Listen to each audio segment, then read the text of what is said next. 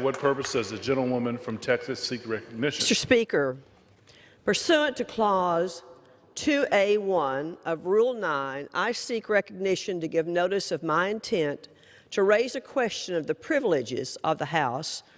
The form of the resolution is as follows. House Resolution 832. Whereas on September 20th, 2019, Speaker Pelosi extended an invitation for President Trump to address a joint session of the Congress on February the 4th, 2020.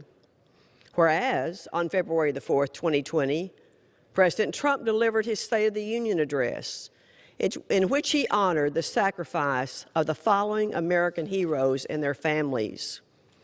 General Charles McGee, one of the last surviving Tuskegee Airmen who served in World War II, the Korean War, and the Vietnam War. Kaylin Mueller, a humanitarian and worker who was caring for suffering civilians in Syria when she was kidnapped, tortured, and enslaved by ISIS for over 500 days before being murdered by ISIS leader Abu Bakr al-Baghdadi.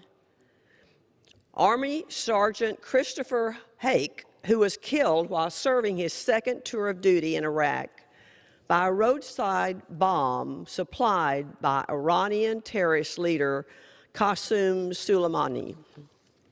Sergeant First Class Townsend Williams, who is currently serving his fourth employment in the Middle East, and his wife Amy, who works full-time for the Army and devotes hundreds of hours helping military families.